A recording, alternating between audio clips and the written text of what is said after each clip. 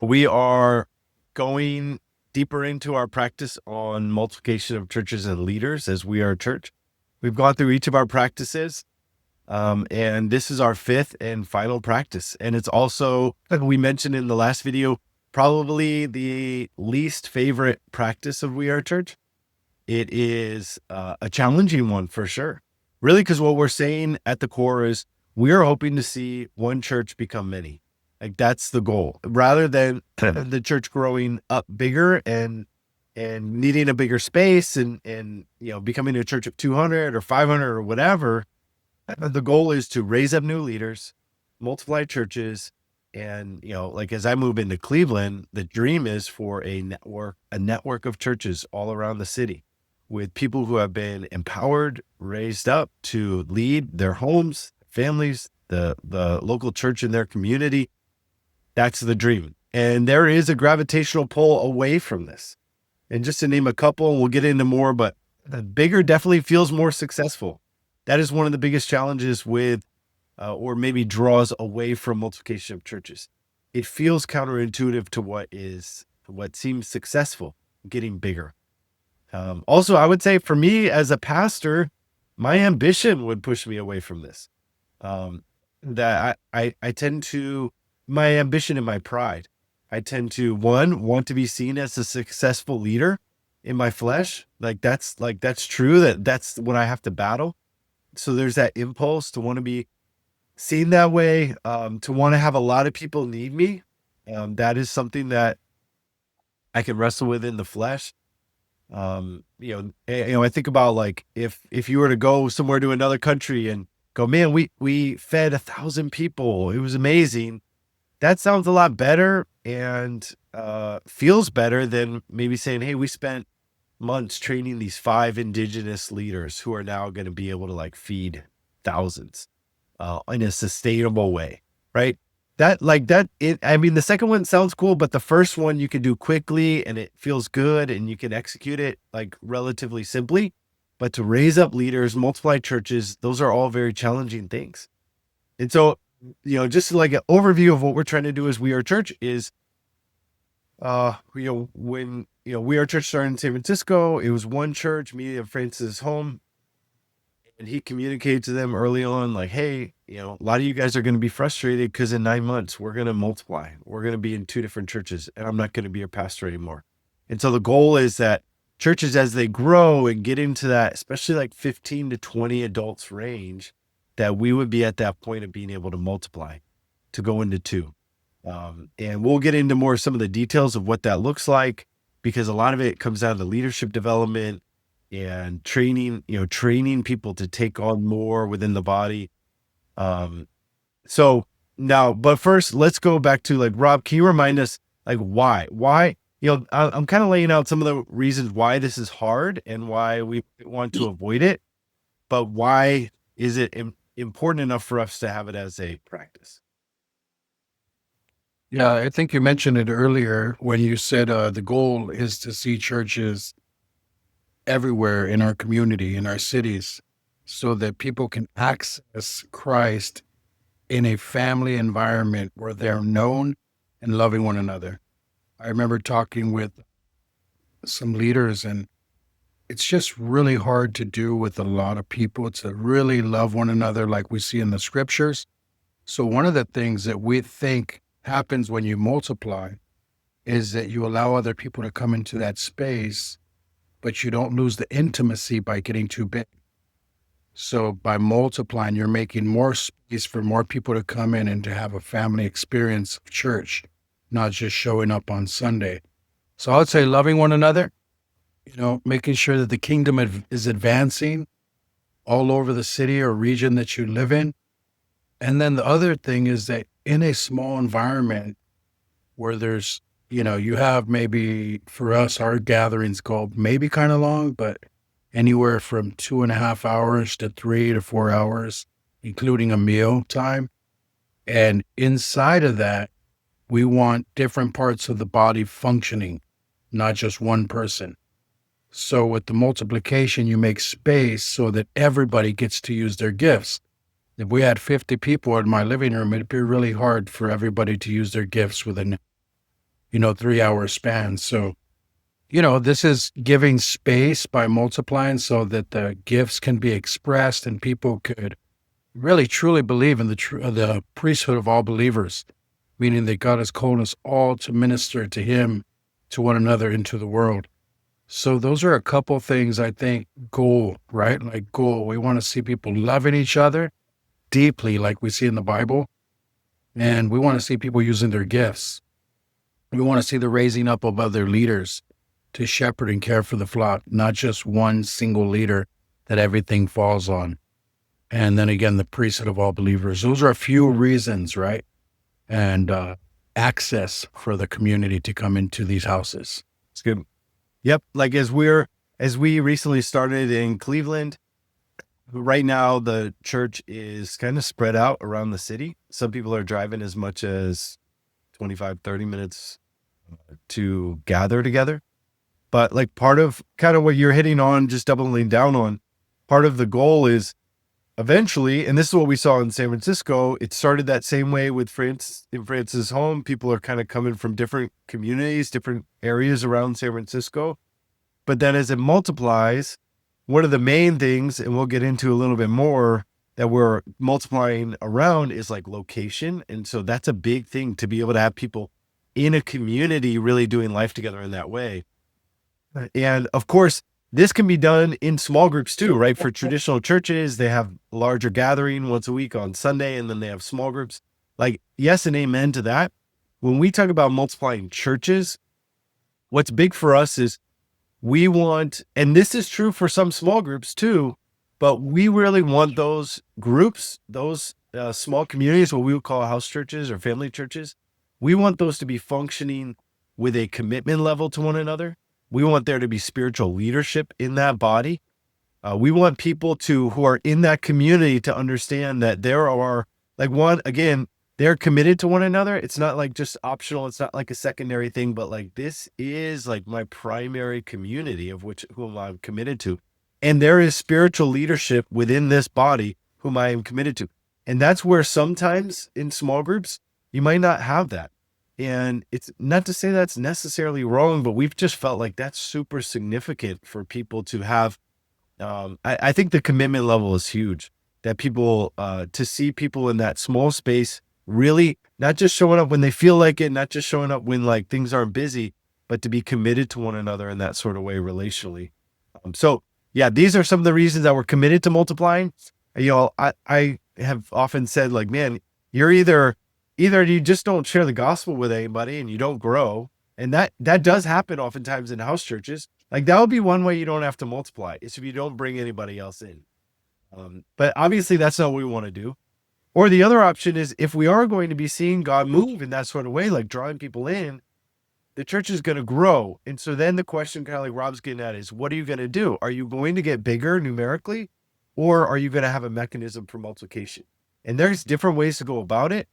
But we're saying, man, to preserve what Rob's talking about, we have to be committed to multiplication. So maybe follow-up, Rob, would be, and you mentioned in the last video some challenges. Could you go into some more, like, we're going to get a little bit more practical now. Like we went from one church to two to four, 4 to 8, 8 to 15, 15 to I think 20, 20 to 17, 17 to 14, 14 to 12, and it kind of like, we've gone through different seasons. We've experienced a lot of different challenges in multiplication. It sounded very simple at the beginning, and just go 1 to 2, 2 to 4, and it'll just keep exponentially growing, but it's not quite that simple. Yeah, sure. I'll share some of the challenges, but before I do, there was something that came to mind that I forgot to mention earlier. When I first came into We Are Church and we did our first multiplication, and I was sent out to another group, I really didn't want to go because I was so committed to the family that I had found. I had just come out of prison, come into this house church, and they were loving on me, and I'm learning how to love on them, and it's just amazing. So the idea of now leaving them was really challenging to me, and it didn't make sense at all, even though I've heard about it. But what they cast vision for was that we are people that live on mission here. Like, you're a missionary here, And you don't have to go overseas to be on mission. It's great if you do at some point, but we want you to live on mission here. And in this church, you're either going to be sent or you're going to be sending somebody every year. And so you're being sent into this community where this person's opening up their home, and you are going to affect the area with the gospel. You're going to like put a stake in the ground with the flag on it that says, we claim this area for Jesus. And I thought that was amazing just thinking that way. I mean, I have like this burden in me that the Lord has put to see people come to Christ and really reach to the lost and just give them an opportunity to know Jesus. And so when they said that, that made sense to me, that this is actually about living missionally. I remember Francis had said something like, if you're still in the same seat in like 5 years or something, I've failed you, and I don't completely get that statement, but I understood it in this way, that he wanted to mobilize us. He wanted us to move forward. He wanted us to advance the kingdom so that we wouldn't just sit in a pew for the next 10 years. So that was really good for me to hear that. So some of the challenges now, you said it earlier too, Sean, you said it feels counterintuitive.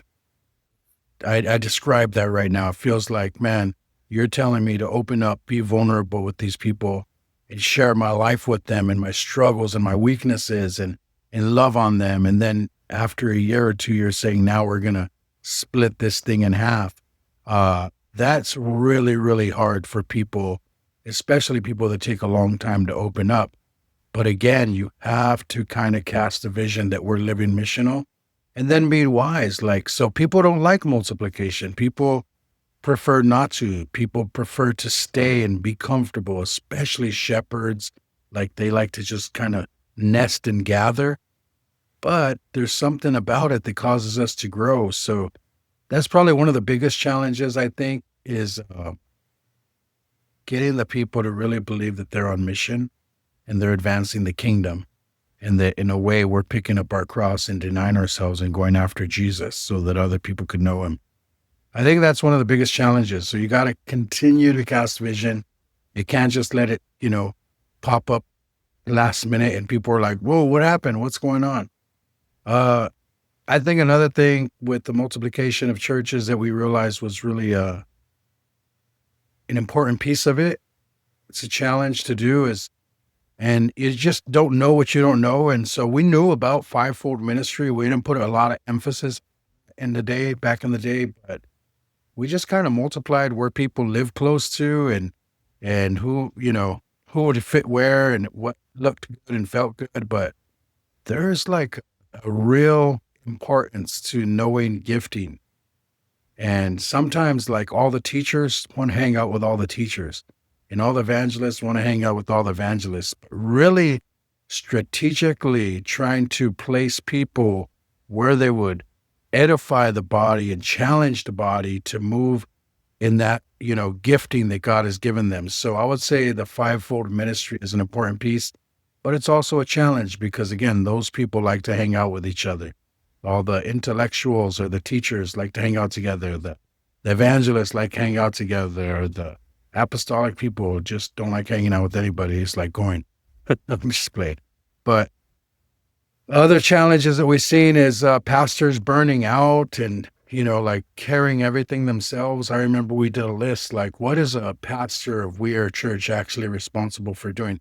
And at first, early days, it was just disciple 10 people. That's it. Like you can have a job and do this kind of like on the side, and it shouldn't be that hard just to disciple 10 people. Well, it's a lot more than that. And that list that we made, like all the things that pastors actually do, became really long. So we really had to dial in and teach people how to delegate, how not to carry everything, even know that a leader can do it better. And Francis did a really good job at this, like allowing us to do things, even though he can do them probably 5 times better than us. He still allows us to do it because that's how we're going to learn. So delegation is a challenge, especially for leaders, because things are going to get messy, but you have to let people carry their piece so that you're not carrying everything. It's a challenge and it will cause burnout.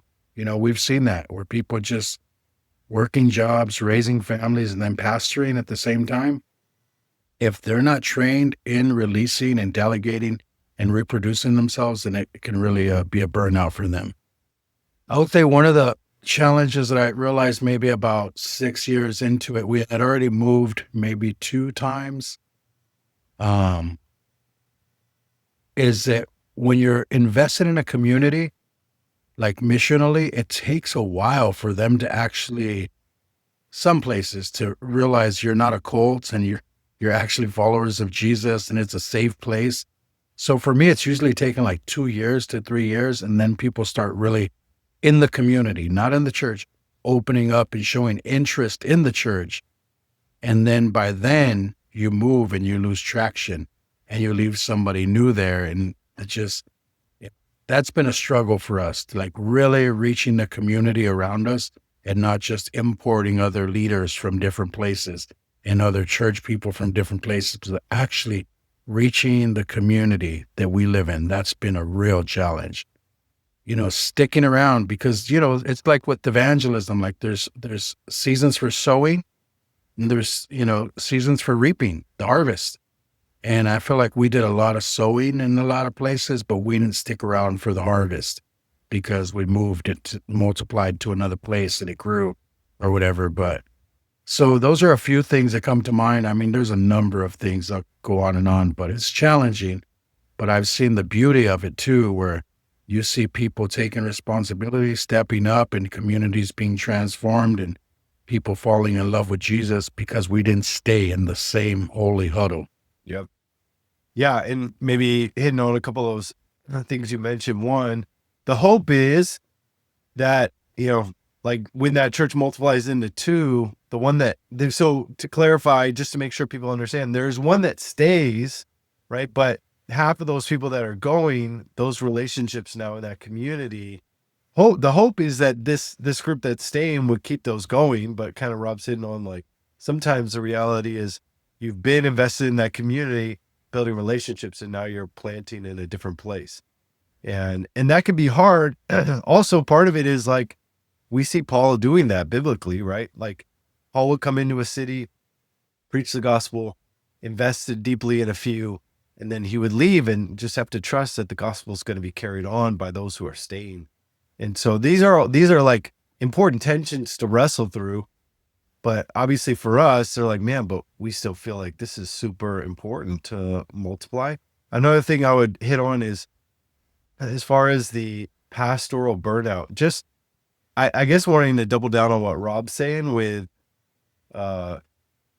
the tendency, like it's easy to assume like, okay, I think for people that are rethinking church, that are trying to do things different, they can assume, all right, we're doing it different. We're meeting at home. We're meeting small and simple. So we're not going to fall into the traps that get set up for pastors in other contexts.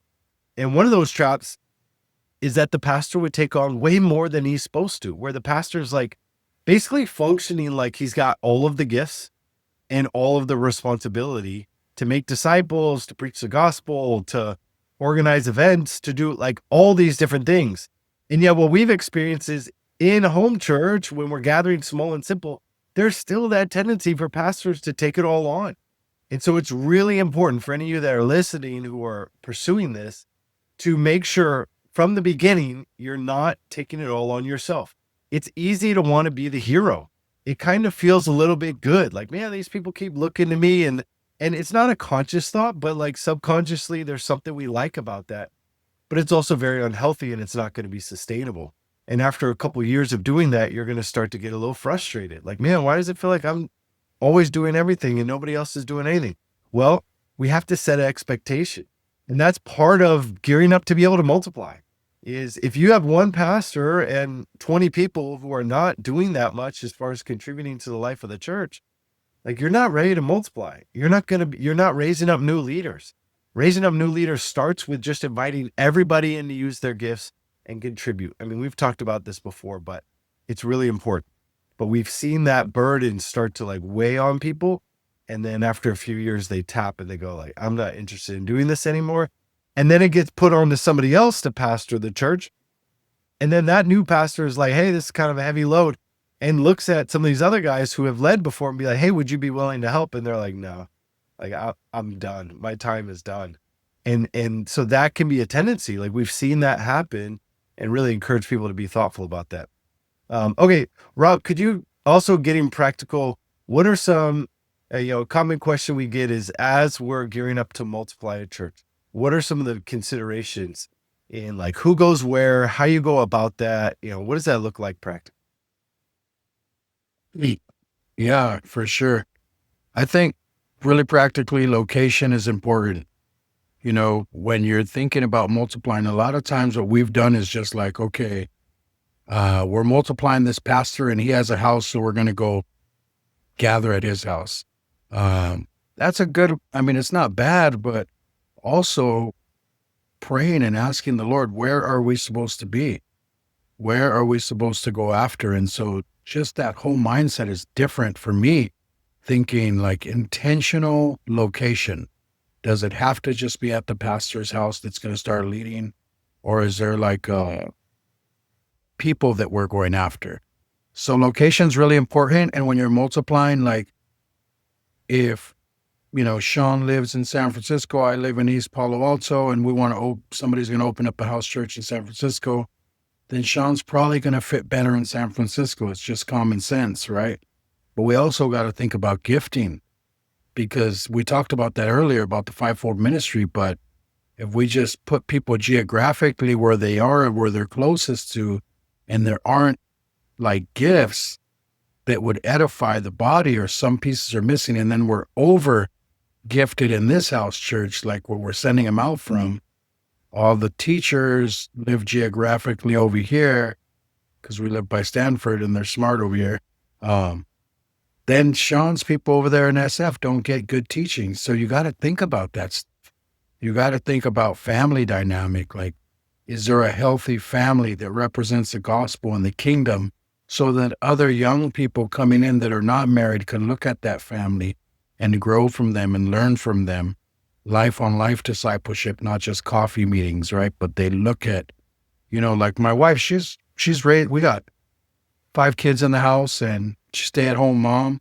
She doesn't always get to have like discipleship meetings for coffee, but I know that the way that she lives, raising our kids, serving the church, and being available all the time for the church, it's discipleship for the women. They get to see like, oh, this is how you live. This is how you give it all and raise kids and disciple your children and disciple people in the church at the same time. So having that type of example is super important. Last thing I would say is existing relationships. If we're going to multiply this house church and there's a relationship that is like not to the point where we should split that relationship, but it's still like growing and nurturing one another, at that point, we would keep them together instead of separating them. But like Sean and I have been together for a long time, doing life in church and stuff like that. I think we'd both say, yeah, it's probably time for us to go and do the same with others now. You know what I mean? And so we'd probably not separate, like we're not friends and we don't see each other, because we'd still come together once a month for all together gathering. But we also know that there's things that the Lord's given us in this season of doing life together that we should go and invest in other people. So, but if that relationship isn't at that point, then you want to probably try to keep them together. So those are a few things that come to mind. I don't want to take too much time on that one. No, it's good. Yeah, I mean, with that, we have to be mindful of like a eternal perspective, right? Like we tend to want to do the holy huddle thing, but we're going to be together forever, right? This is the time period in which we have to, for prior to Christ's return, to see the gospel spread, to go and to make disciples. And so we have to think about our lives here in that way. It's not the time for us to just kind of like shrink back and just stay within our Christian community. As much as the one another's are really important, as much as we are called to be family, like we need that, but we also have to have that, like Rob's hitting on, like that missional perspective that and attached to an eternal perspective. So I want to just close with a couple lessons learned. I'll share a couple and Rob can share a couple. One, I think early on we were very, I would say, too mechanical with multiplication. It was just a little bit more matter of fact, leaning on that missional side, but maybe to the harm of the loving one another. And so I think one thing I discerned was, what I mean is, we would be meeting all together as one church, and then there would be one day where we then go into two churches, and then it was just like, I call it like rip the Band-Aid off, where you just kind of like violently rip it. It's really painful, and you're thinking like, but you'll be fine soon after. But I think what we learned over time is it can be very helpful. It can be helpful to kind of gradually ease into it. And so now at this point, I would more take the approach of, hey, this group, you guys are going to meet at so-and-so's house this Sunday, and we're going to come back together the following Sunday. And then maybe a month later, hey, we're going to do it again. And then maybe it's like, all right, hey, we're going to actually do like twice a month. We're going to meet separately and then together. And it gives people time to like ease into this shift. And I think what happens is they start to gradually build an excitement and a love for that group. And it could get to the point where they start like, man, we got some vision actually for what's happening in this community here. And they can kind of like slowly ease into that process instead of like, super abrupt. So I think that was one. Also, I think connected to that, I think I've learned the significance of corporate gatherings, what we call our all-togethers. So we multiply churches, and we would get to all, I mentioned earlier the different numbers of house churches that would be in San Francisco. But consistently once a month, those house churches would come together in a park and have a larger gathering. We call it our all-together gathering. And I think early on, we saw those were important, but I think over time we realized those are actually really important. Because I think we tend to really lean in on the small and the simple, which is good, but at points maybe to the neglect of the larger community. So those all-together gatherings, whether that's once or twice a month, can be really helpful for establishing these churches aren't on their own. The importance of like having a larger community, like you don't only have just these 10 or 12 other people that you're in life with, but there's other people, like a larger community that you're connected to relationally. Not as close as your house church, but it's still significant to have that larger community. So those are a couple of lessons. Rob, what other lessons have you learned over the years with multiplication? Yeah, I doubled down on the one that you were talking about, really pastoring people through it gradually, multiply instead of just real quick. I think that's a really important one. Like we did that with the last one, and it was hard because we'd do 2 weeks together and then 2 weeks apart. Like the new house church that was multiplying out of us and we'd call them two togethers. And it was good and we loved it. And it was kind of sad when we multiplied. But then after like 2 or 3 months, we noticed we really liked being just with the group that was by itself. And the other group was like, we really like, no offense, but we really get a lot more out of it when there's just 10 of us instead of 20 of us. And it just gradually happened to where now it feels right. It feels good to come back together, sometimes, but it feels really right for us to be not on our own. And so that's a big, important one, just really doing that and making sure. Second thing is that the leaders are not thinking that they're autonomous for us with We Are Church. They're not multiplying out and they're not under any covering at all. They are still submitted to the elders and submitted to one another. So they don't just do whatever. They're part of a whole. They're not just an autonomous church where I multiplied you out, so now you get to do whatever you want. It's actually, we're still together and we meet weekly as leaders, and elders meet weekly and cast vision for direction. I think that can get a little bit confusing for churches sometimes when they just multiply out and they don't have a connection back with the leadership. And then I'd say like just cast vision for the people a lot. Don't let it creep up on you. We're thinking about that right now, multiplying again. And I'm talking with the guy that's pastoring in my home. I kind of work myself out of that role and he's the pastor now. And I'm saying, hey, you got to start talking with people about this casting vision, about practice. And this is what we do and why now, so that they understand it. Even though like you go slow with 2 apart, 2 together or whatever, You still need people to grasp it, understand the missional side of it, understand that we're actually trying to keep the intimacy and love, not lose it, because if we keep growing, we'll lose it. So those type of conversations need to happen regularly, especially as you're getting closer to it. And again, having two people, like have a pastor and his wife, or, a pastor and then a pastor in training. So there's two leaders, not one.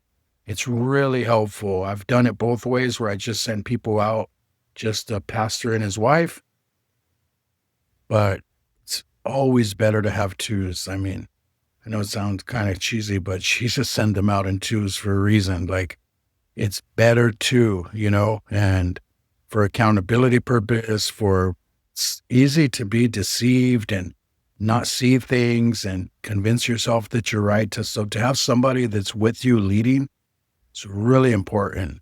It's good to have your wife. Like, that's number one. Your wife is good, but it's really good to have another person that's able to say, hey, that doesn't feel right, or maybe we should think about this. Anyways, those are a few things that I'd say learned along the way, lessons learned. Yeah, that's good. In closing, I would just reiterate, to have the two, like to even have to be thinking about sending out a team, like Rob was saying earlier, okay, here's somebody who's a teacher and they're strong and solid. Here's somebody who's an evangelist. Like, hey, you guys are going to function like a team, not just like one person you're sending out. The other thing I was thinking about, last thought, is that for us, what we've done, as you can gather, is we multiply, if it's like 20 people, 20 adults, like 10 go over here, 10 stay here. There's kind of a couple of people that are leading that group, a couple of people that are leading this group. That's how we've done it.